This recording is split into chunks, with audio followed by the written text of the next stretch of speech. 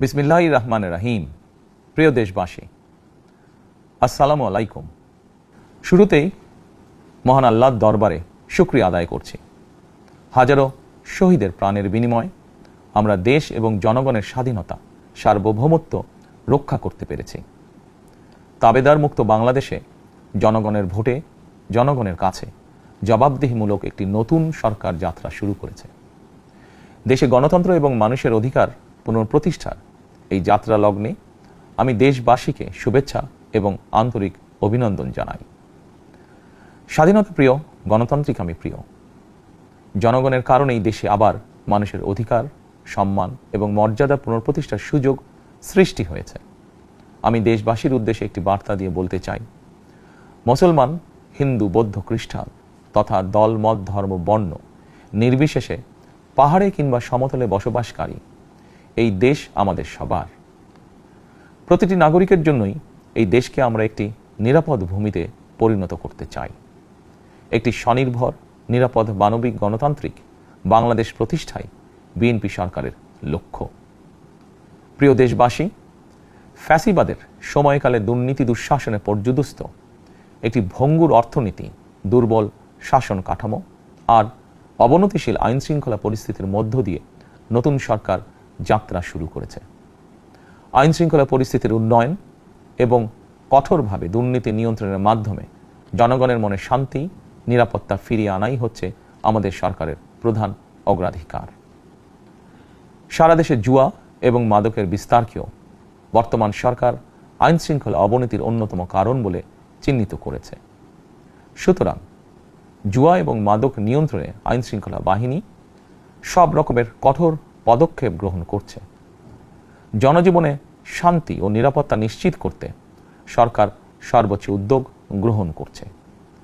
দেশের প্রতিটি সাংবিধানিক এবং সরকারি বেসরকারি প্রতিষ্ঠান চলবে বিধিবদ্ধ নীতি নিয়মে।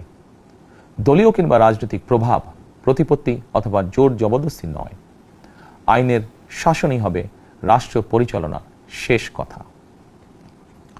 প্রিয় দেশবাসী, আগামীকাল থেকে সারা দেশে শুরু হতে যাচ্ছে পবিত্র মাহে রমাদান।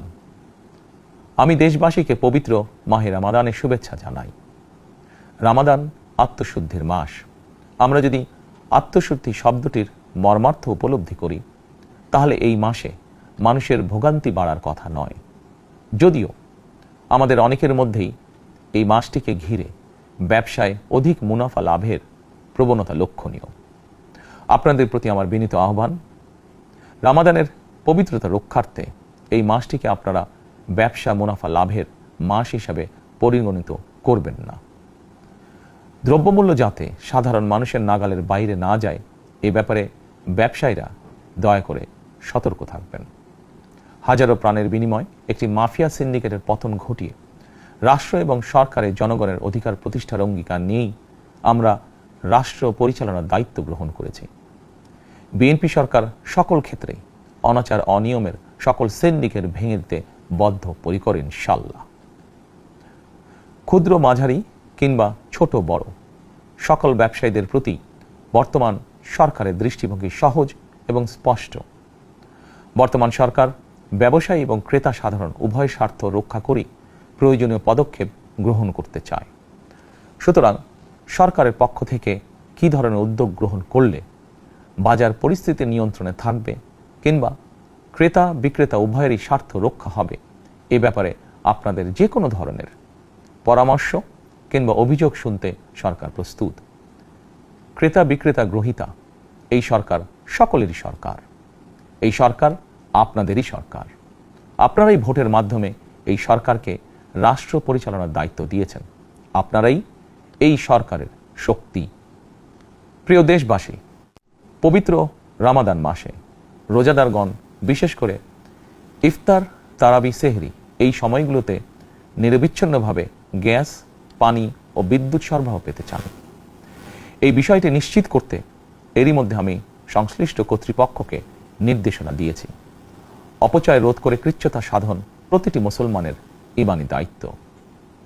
অফিস আদালতে বিনা প্রয়োজনে কিংবা প্রয়োজনের অতিরিক্ত গ্যাস, বিদ্যুৎ, পানি খরচের ব্যাপারে সচেতনতা অবলম্বন করাও ইবাদতেরই অংশ বলেই আমি মনে করি। দেশের সকল সরকারি বেসরকারি কর্মকর্তা কর্মচারী এবং জনসাধারণের প্রতি কৃচ্ছতা সাধনের আহ্বান জানানোর আগে আমি সরকারের মন্ত্রী এবং বিএনপি সংসদ সদস্যদেরকে দিয়েই একটি দৃষ্টান্ত স্থাপন করতে চেয়েছি। বিএনপি সংসদীয় দলের প্রথম সভাতেই আমরা সিদ্ধান্ত নিয়েছি, বিএনপি থেকে নির্বাচিত কোনো সংসদ সদস্য সরকারি সুবিধা নিয়ে ট্যাক্স ফ্রি গাড়ি আমদানি করবেন না এবং প্লট সুবিধাও নেবেন না। আমি আপনাদের সামনে বলেছিলাম, রাষ্ট্র পরিচালনার সুযোগ পেলে বিএনপি সরকার মহানবীর ন্যায়পরায়ণতার আদর্শ অনুসরণ করবে। আমি মনে করি বিএনপির সংসদীয় দলের এই সিদ্ধান্ত ন্যায়পরায়ণতার আদর্শেরই একটি অন্যতম প্রতিফলন। প্রিয় দেশবাসী, বিভাগীয় শহরগুলিতে বিশেষ করে রাজধানী ঢাকায় যানজট অত্যন্ত নিয়ন্ত্রণহীন। হাটে মাঠে ঘাটে, অফিস আদালতে জনগণের ভোগান্তির শেষ নেই। জনজীবনের নানা ক্ষেত্রে জনদুর্ভোগ লাঘব করা না গেলে জনমনে স্বস্তিও ফিরবে না। রাজধানীতে জনসংখ্যার চাপ কমাতে বিকল্প ব্যবস্থা গ্রহণ করা জরুরি হয়ে পড়েছে। মানুষ তার নিজ জেলায় কিংবা নিজের বাসা বাড়িতে থেকেও যাতে সহজভাবে সঠিক সময় অফিস আদালত ব্যবসা বাণিজ্য করতে পারেন, সেই লক্ষ্যকে সামনে রেখেই সারা দেশে রেল যোগাযোগ ব্যবস্থা ঢেলে সাজানোর উদ্যোগ নেওয়া হচ্ছে। এই পরিকল্পনার অংশ হিসাবে প্রথমেই রেল, নৌ সড়ক এবং সেতু মন্ত্রণালয়ের কার্যক্রম পুনর্বিন্যাস ও সমন্বয় করা হচ্ছে। আমরা মনে করি সারা দেশে রেল যোগাযোগ ব্যবস্থার সহজ, সুলভ এবং নিরাপদ করা গেলে একদিকে যেমন জনগণের শহর কেন্দ্রিক বা নগর কেন্দ্রিক নির্ভরতা কমবে, অপরদিকে পরিবেশেরও উন্নতি হবে। প্রিয় দেশবাসী, আমাদের চারপাশে সমস্যার শেষ নেই, তবে সমস্যার পাশাপাশি সম্ভাবনাও কিন্তু কম নয়। আমাদের বৃহৎ জনগোষ্ঠীকে যদি আমরা দক্ষ জনশক্তিতে রূপান্তরিত করতে পারি, তাহলে এই জনসংখ্যাই হবে আমাদের জনসম্পদ। আমরা নিজেদেরকে দক্ষ করে গড়ে তুলতে পারলে শুধু বাংলাদেশই নয়, বিশ্ব বাজারও আমাদের জন্য উন্মুক্ত। তথ্য প্রযুক্তির সিঁড়ি বেয়ে বিশ্ব এখন কৃত্রিম বুদ্ধিমত্তার যুগে প্রবেশ করেছে। প্রযুক্তির এই প্রতিযোগিতামূলক বিশ্বে সম্মান এবং স্বচ্ছতার সঙ্গে টিকে থাকতে হলে আমাদেরকে কোনো না কোনো একটি বিষয় বা কাজে পারদর্শী হতে হবে।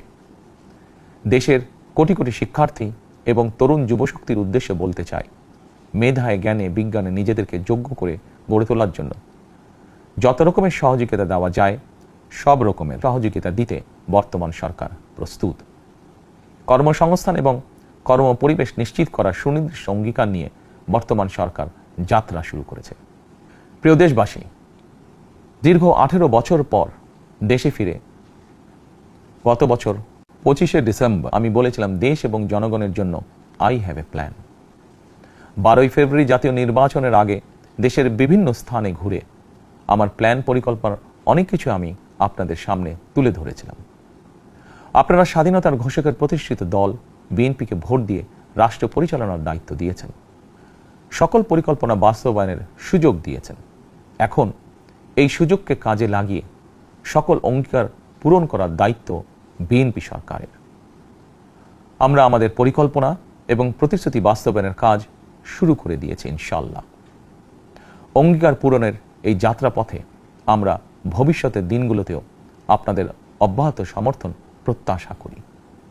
প্রিয় দেশবাসী, সরকার প্রধান হিসাবে আমি দেশবাসীর উদ্দেশ্যে একটি বিষয়ে প্রতি দৃষ্টি আকর্ষণ করে বলতে চাই, নবগঠিত সরকার গঠনের সুযোগ দিতে যারা বিএনপিকে ভোট দিয়েছেন কিংবা দেননি অথবা কাউকেই ভোট দেননি, এই সরকারের প্রতি আপনাদের সবার সমান অধিকার। বিএনপি সরকার বিশ্বাস করে দল, মত, ধর্ম, দর্শন যার যার, রাষ্ট্র সবার। এই দেশে, এই রাষ্ট্রে একজন বাংলাদেশী হিসাবে আপনার, আমার, আমাদের প্রতিটি বাংলাদেশী নাগরিকের অধিকার সমান। প্রিয় দেশবাসী, আল্লাহ আমাদের সবাইকে নিরাপদ এবং সুস্থ রাখুন। আল্লাহ আমাদের সকলকে ইতিবাচক পরিকল্পনাগুলো বাস্তবায়নের তৌফিক দিন। পবিত্র রমাদান মাস শুরুর শুভ লগ্নে আল্লাহর দরবারে এই নিবেদন রেখে আমার বক্তব্য শেষ করছি। আল্লাহ হাফেজ। বাংলাদেশ জিন্দাবাদ।